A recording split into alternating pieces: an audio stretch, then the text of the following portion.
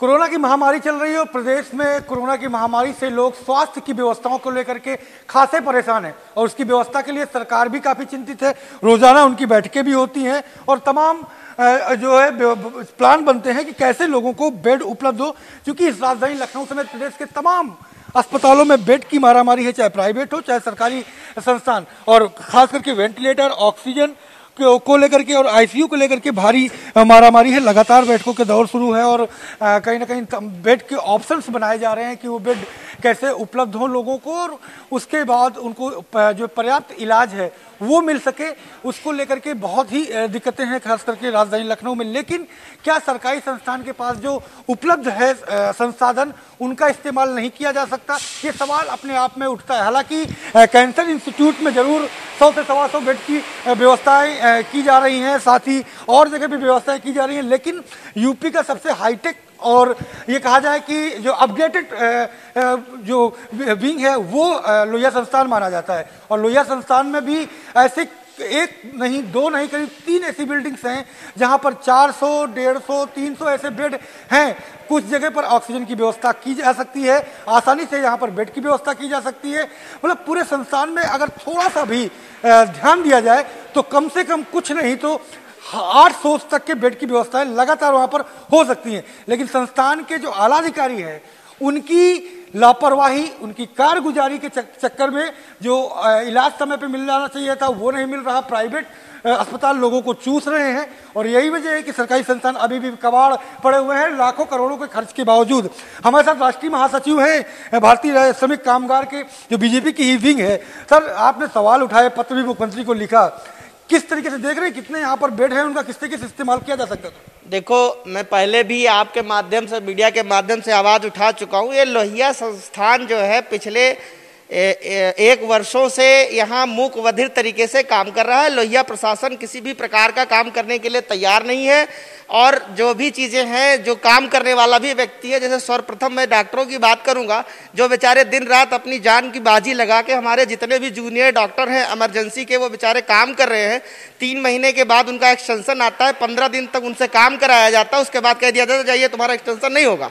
जबकि डॉक्टरों की बहुत ज़्यादा कमी हमारे उत्तर प्रदेश में है और इस महामारी में हमें डॉक्टरों से तो अपव्यय नहीं करना चाहिए। तो सबसे पहले वो डॉक्टरों के साथ, कर्मचारियों के साथ बदतमीजी से यहाँ के जो लोहिया प्रशासन के लोग हैं, जो यहाँ के एसएमएस हैं, वो बदतमीजी से पेश आ रहे हैं, उनका एक्सटेंशन नहीं बढ़ा रहे हैं। दूसरा जो विषय हमारा सबसे अहम भूमिका है, हमारे जैसे कि रक्षा मंत्री, हमारे यशस्वी रक्षा मंत्री लखनऊ के सांसद हमारे डीआरडीओ के अस्पताल बना रहे हैं, अस्थायी अस्पताल बनाए जा रहे हैं, लाखों करोड़ों खर्चे हो रहे हैं। जबकि लोहिया संस्थान में हमने पता कराया है लगभग 1200 बेड की व्यवस्था तत्काल की जा सकती है, लेकिन केवल 30 से 35 मरीज भर्ती हो रहे हैं और बाकी को कह दिया जा रहा है यहाँ बेड नहीं है। अभी ओपीडी 1, 2, 3 ऊपर जहाँ न्यू बिल्डिंग है, जो पुराना संस्थान था, नया वाला संस्थान था, वहाँ पे फर्स्ट फ्लोर से लेकर ऊपर तक 250 से 300 बेड जो कि ऑक्सीजन युक्त है, आईसीयू है, सब कुछ है। केवल ऑक्सीजन की व्यवस्था करके वहाँ पे 250 से 300 पेशेंट जो है वेंटिलेटर से लेकर सारी चीज़ों पे भर्ती किए जा सकते हैं। 40 कमरे हमारे न्यू ओल्ड ब्लॉक में है, जो हॉस्पिटल ब्लॉक जिसको कहा जाता है, उसमें 40 कमरे प्राइवेट के हैं जिसमें केवल ऑक्सीजन व्यवस्था करके चालू किया जा सकता है। जिस बिल्डिंग में हम खड़े होकर वार्ता कर रहे हैं, ये करीब 4 साल पुरानी बिल्डिंग है। केवल यहाँ ओपीडी चलती है। आपने जैसा कि देखा कि यहाँ केवल ओपीडी करके किया जा रहा है और यहाँ 2 मिनट की व्यवस्था में केवल बेड की व्यवस्था की जाके 400 बेड की व्यवस्था इस बिल्डिंग के अंदर हो सकती है। इस प्रकार से हॉस्पिटल ब्लॉक का जो पूरा हिस्सा था वो बंद पड़ा हुआ है, वहां भी 300 से 400 बेड है।